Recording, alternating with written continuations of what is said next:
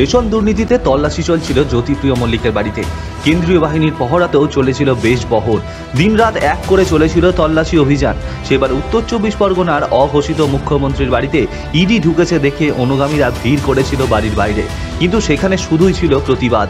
দীর্ঘক্ষণ তল্লাশির পর গ্রেপ্তার হয়েছিলেন বালু। এবার মন্ত্রীর গ্রেপ্তারিতে রাজনৈতিক মহলে উত্তেজনা বাড়লেও অনুগামীরা খানিকটা থমকে গিয়েছিলেন। শুক্রবার সেই জ্যোতিপ্রিয় মল্লিকের ঘনিষ্ঠ শেখ শাহজাহানের বাড়িতে ইডি যাওয়ার ফলে তার নজির হয়তো বাংলায় নেই।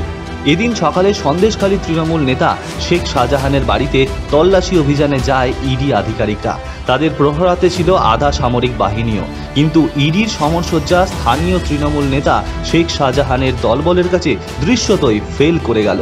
উল্টে দেখা গেল ঝরঝর করে অফিসারদের মাথা থেকে ঝরছে রক্ত। ইডির এক গাড়ি চালকেরও অবস্থা তাই। বেধড়ক মারধর খেয়ে ভ্যাবাচাকা খেয়ে গেলেন আধা সামরিক বাহিনীরও। ইডির অফিসারদের সঙ্গে এমন যিনি করতে পারেন তার বুকের পাটা আছে বলতে হবে। কৌতূহলের বিষয় হলো, কে এই শাহজাহান শেখ? কেন তাকে সন্দেশখালীর বাদশা বলা হয়? শেখ শাহজাহান হলেন সন্দেশখালী 1 ব্লকের তৃণমূল সভাপতি। জেলা পরিষদের মৎস্য কর্মাধ্যক্ষ হলেন তিনি, অর্থাৎ শাহজাহান নির্বাচিত জনপ্রতিনিধি। শেখ শাহজাহানের উত্থান বাম জামানার শেষের দিকে। এলাকার অনেকেই বলেন শেখ শাহজাহান এপার বাংলার লোকই নন, তিনি অনুপ্রবেশকারী। ওপার বাংলা থেকে এসেছেন। ব্রাহ্মণ জামালার শেষ দিকে স্থানীয় বিধায়ক অনন্ত রায়ের অত্যন্ত আস্থাভাজন হয়ে উঠেছিলেন এই শেখ শাহজাহান। তার বিরুদ্ধে কাঠ ও গরু পাচারের অভিযোগ রয়েছে, সেই সঙ্গে মানুষ পাচারেরও অভিযোগ রয়েছে শাহজাহানের বিরুদ্ধে। 2011 সালে রাজ্যে পালাবদলের পর পরিস্থিতি বদলায়। মাথার ওপর থাকা বাম বিধায়কের ছায়া সরে যেতেই বিপাকে পড়েন শাহজাহান।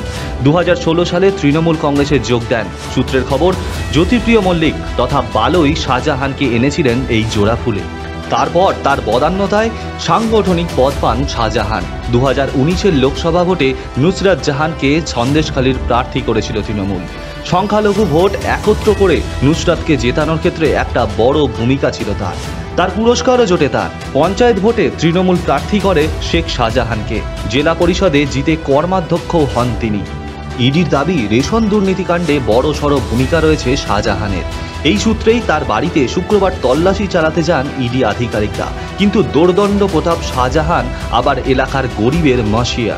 এলাকার মানুষ যে কোনো বিপদে পড়লে পাশে থাকেন তিনি। করোনার সময় চাল ডাল দেওয়া থেকে শুরু করে সাইক্লোনের পর মানুষের মাথার ছাদের ব্যবস্থাও করেছিলেন এই শাহজাহানই।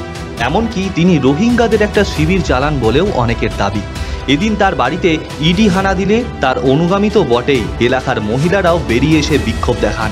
তবে অনেকের মতে শুক্রবার যে ঘটনা ঘটেছে তা শাহজাহানের জন্য কিন্তু ভালো হলো না, কারণ কলকাতা হাইকোর্টের নির্দেশে রেশন দুর্নীতি তদন্তে নেমেছে ইডি। তদন্তকারীরা আক্রান্ত হওয়ার পর কড়া নির্দেশ নিতে পারে আদালত। হাসানুজ্জামানের রিপোর্ট, সময় কলকাতা।